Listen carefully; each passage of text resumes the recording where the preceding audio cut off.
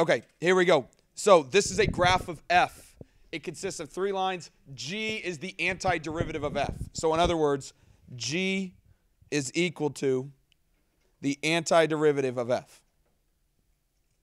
So this is a graph of f, or in other words, G prime. They tell you that G of 2 is equal to 5. For how many values of C is G of C equal to 3? So this is what I'm trying to figure out. How many times is this equation going to get you 3? That's what we want to know. How many times is G going to be 3? And the only thing they told me so far is this guy right here, G of 2 is 5.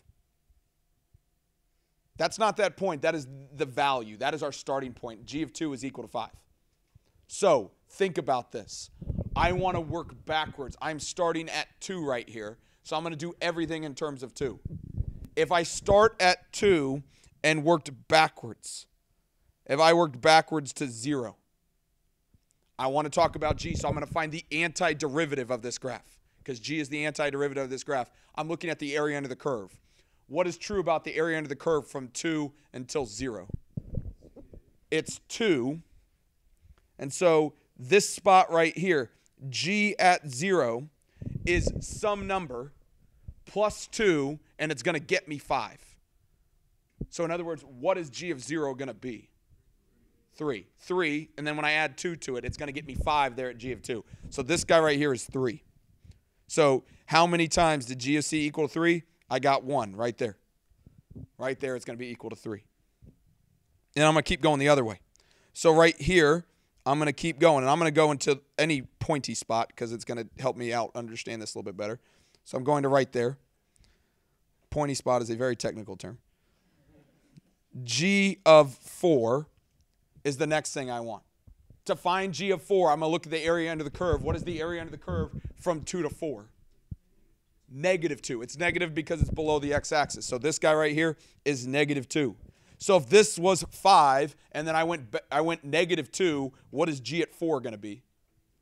3. So the question was, when do I hit 3? I just hit it again. There's 2 times.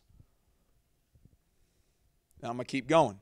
I'm going to find it right here at 5. So G at 5. I'm doing area under the curve. So from here to here, what's that area under the curve going to be from 4 to 5?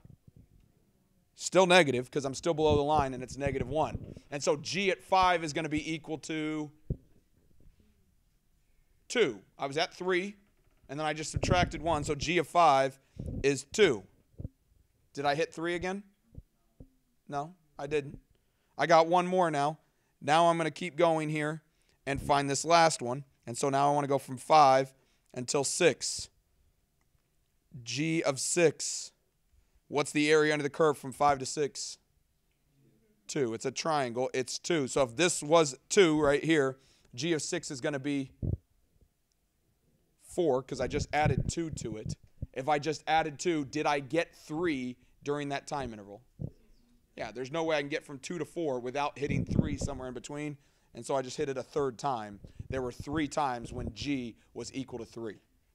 Kind of a different question, but you had to think of the question in a different way.